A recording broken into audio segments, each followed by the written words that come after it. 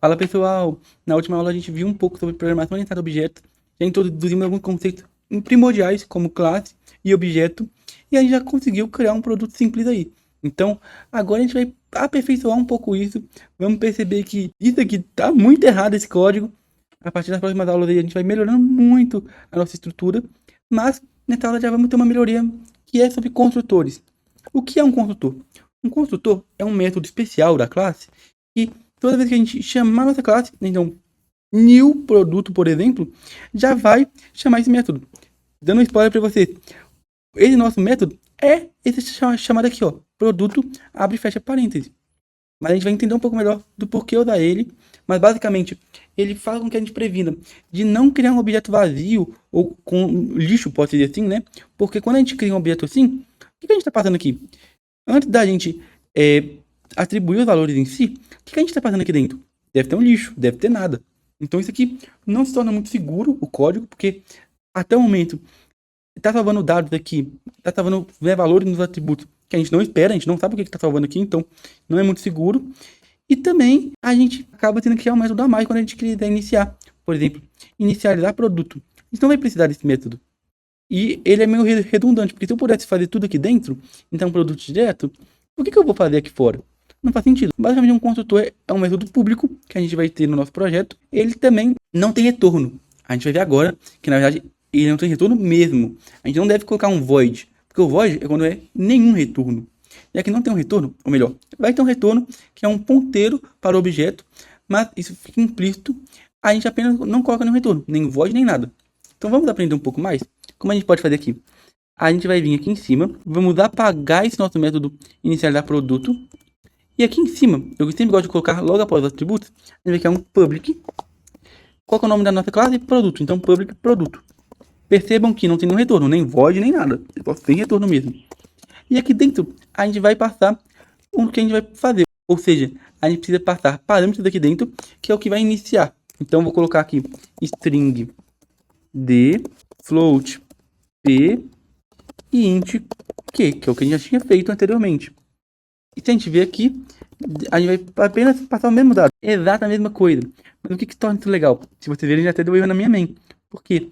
Eu já criei um construtor com parâmetros aqui. Eu sou obrigado a passar. Eu não posso criar vazio, igual como está aqui em cima. Então, primeiro, vou excluir essa linha aqui, porque a gente não existe mais aquele método.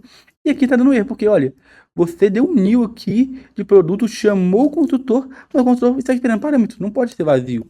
Então, aqui dentro a gente já passa direto. Então, vou colocar comida, o valor vou colocar 10 mesmo, e a quantidade vai ser 5, exatamente como estava. Se você ver, parou de reclamar porque está exatamente com a mesma quantidade de parâmetros aqui. Quando a gente executa, mostra exatamente o que já tinha antes, estão vendo? Só que a gente já simplificou muito, porque está obrigando o produto a ter dado, não pode ter um produto vazio. A gente não precisa daquele método auxiliar, não precisa de uma linha a mais, e se torna muito mais consistente e seguro. Agora, uma outra característica muito legal. Por que eu coloquei esse D, esse P e esse Q e não o mesmo nome que está aqui? Se a gente for verificar, descrição, preço, quantidade. Aí a gente apenas muda aqui. Descrição, preço, quantidade. Isso aqui funciona? Mais ou menos. Tá até dando erro. Por quê? De onde que eu tô pegando a descrição? Tem descrição aqui. Tem descrição aqui embaixo.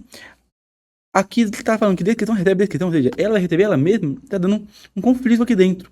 Por quê? Porque as palavras são iguais. Muitas vezes a gente vai usar, é uma boa prática usar palavras iguais. Porém tem um segredo.